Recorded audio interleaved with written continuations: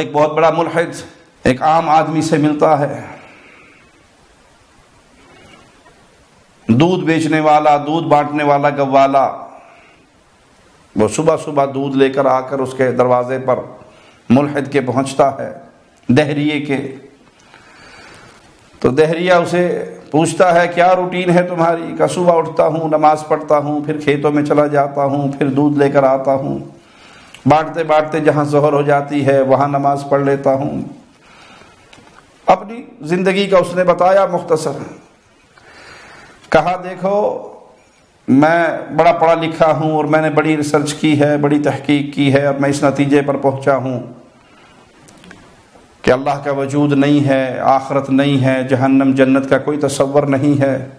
अच्छा तुम ये बताओ कि तुम इतनी मेहनत कर रहे हो और क़यामत के दिन तुम उठाए जाओ और वहाँ जाकर पता लगे कि कोई चीज़ है ही नहीं, मरने के बाद तुम्हें यह खबर हो कि मामला ख़त्म हो गया, अब तो कोई जन्नत जहन्नम आखिरत कुछ नहीं है, तो तुम्हारा क्या तसव्वुर होगा, तुम्हारे क्या एहसासात होंगे?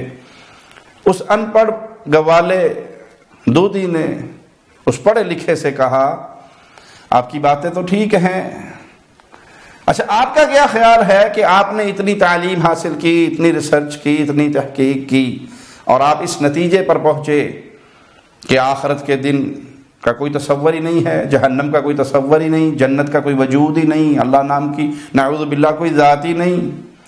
मरने के बाद अगर आपको ये पता लगा कि नहीं ये सब कुछ है, तब आप क्या करोगे? मुझे अगर पता लगा कि कुछ नहीं है, चलो कोई बात नहीं, मैंने जो मेहनत की, लेकिन आपने तो कोई मेहनत की नहीं, आपने तो कुछ किया ही नहीं, कोई नेकी वाला मामला तसव्वुर कंसेप्ट आपके दिमाग में है ही नहीं। मरने के बाद आपको पता लगे कि जहन्नम है, जन्नत भी है, अल्लाह भी है और अल्लाह अपने सामने खड़ा करके हिसाब भी लेगा, वहां आपके एहसासात क्या होंगे? वो जिसको कोई मुनाजिर हरा नहीं सका था, वो इस एक आम से मुसलमान के इस सवाल से ऐसा चक्कर आया कि तौबा ताइब होकर रब के सामने सजदे में गिर गया और कहा ये बात तो मैंने कभी सोची नहीं थी जो मुझे इस गवाले ने समझा दी।